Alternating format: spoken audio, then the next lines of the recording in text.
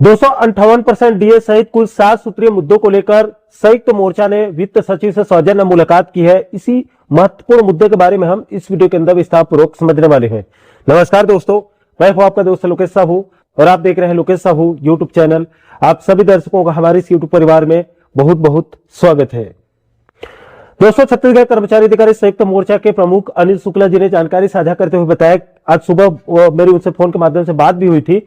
उन्होंने बताया कि छत्तीसगढ़ शासन के मुख्य सचिव के निर्देश पर कर्मचारी अधिकारी संयुक्त मोर्चा के प्रतिनिधि मंडल को शासन के वित्त सचिव मुकेश बंसल जी के द्वारा कल 11 दिसंबर 2025 को चर्चा के लिए मंत्रालय में आमंत्रित किया गया था, जिसके बाद कर्मचारी अधिकारी संयुक्त मोर्चा की तरफ से अनिल शुक्ला सर, महेंद्र राजपूत सर, करण सिंह अटारिया जी के साथ साथ विद्या भूषण दुबे जी जैसे कई अन्य कर्मचारी और पेंशनर्स नेता इसमें जो है वो उपस्थित हुए थे।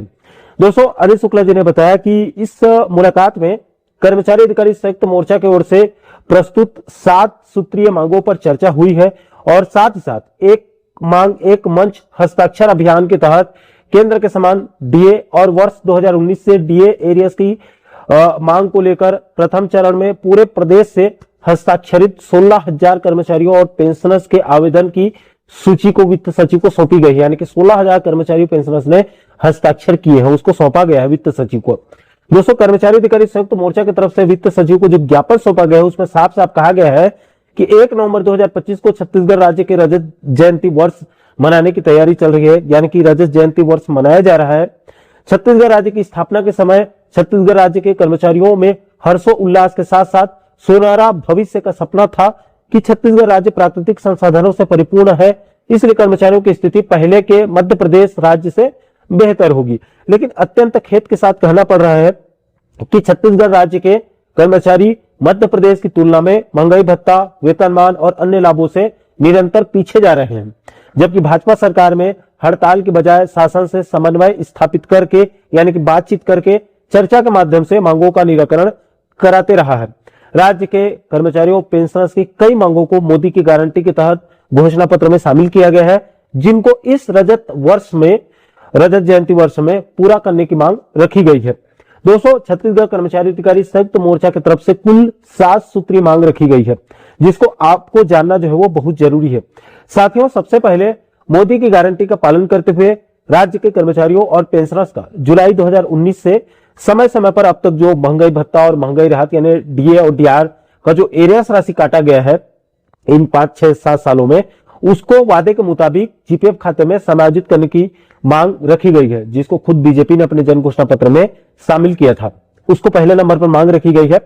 इसके बाद दूसरे बिंदु पर मोदी की गारंटी का पालन करते हुए केंद्र के समान 1 जुलाई 2025 के तिथि से एरिया सहित 3% यानी कि 58% डीएडीआर आदेश जारी किया जाए, ये दूसरी मांग है। इसके बाद तीसरे बिंदु पर मध्य प्रदेश के तर्ज पर छत्तीसगढ़ राज्य के कर्मचारियों को 240 दिनों के स्थान पर 300 दिनों का अर्जित अवकाश नकदीकरण का लाभ दिया जाए, यानी कि ईएल का जो नकदीकरण होता है उसको 300 दिनों का लाभ दिया जाए। इसके बाद चौथे बिंदु पर राज्य के कर्मचारियों को मध्य प्रदेश के तर्ज पर प्रथम, द्वितीय और तृतीय समयमान वेतनमान दिया गया है, लेकिन चतुर्थ समयमान का लाभ छत्तीसगढ़ कर्मचारियों को नहीं दिया गया। इसलिए उसी तिथि से यानी कि 1 जुलाई 2023 से चतुर्थ समयमान का लाभ दिया जाए। इसके बाद पांचवें बिंदु पर छत्तीसगढ़ में दैनिक वेतनभोगी, कार्यभारित, संविदा और आउटसोर्स कर्मचारी काम कर रहे हैं, उनके नियमितीकरण की मांग रखी गई है। इसके बाद छठवें बिंदु पर बीजेपी शासित राज्यों के तर्ज पर छत्तीसगढ़ राज्य के कर्मचारियों और पेंशनर्स को भी कैशलेस चिकित्सा सुविधा का लाभ दिया जाए। इसके बाद अंत में 7वें बिंदु पर छत्तीसगढ़ और मध्य प्रदेश के पेंशनर्स के लिए मध्य प्रदेश राज्य पुनर्गठन अधिनियम की धारा 49(6) को लागू किया गया है, उसको विलोपित करने की मांग रखी गई है, या फिर उसमें जो आपसी सहमति जो लिया जाता है, जो आपसी सहमति का एक नाटक किया जाता है, उसको हमेशा के लिए समाप्त करने की मांग रखी गई है। तो दोस्तों, छत्तीसगढ़ के कर्मचारियों पेंशनर्स के इन्हीं 7 सूत्रीय मांगों को लेकर छत्तीसगढ़ कर्मचारी अधिकारी संयुक्त मोर्चा ने छत्तीसगढ़ के वित्त सचिव मुकेश बंसल जी से सौजन्य मुलाकात करके उनको ज्ञापन सौंपकर इन मुद्दों पर जल्द सकारात्मक निर्णय लेने की अपील किया है। दोस्तों, इस महत्वपूर्ण मुद्दे को लेकर, इन 7 सूत्रीय मुद्दों को लेकर आप लोगों की क्या राय है, नीचे आप लोग कमेंट बॉक्स में अपनी अपनी प्रतिक्रिया आप लोग जरूर शेयर कीजिएगा। और साथियों, आप आगे भी छत्तीसगढ़ और मध्य प्रदेश के साथ साथ केंद्रीय कर्मचारियों और पेंशनर जगत से जुड़ी तमाम महत्वपूर्ण मुद्दों पर आप आगे वीडियो देखना चाहते हैं तो आप हमारे चैनल को जरूर सब्सक्राइब कर लीजिएगा, ताकि आने वाले सभी नए वीडियो को नोटिफिकेशन जो होंगे आप लोगों तक तुरंत पहुंच सके।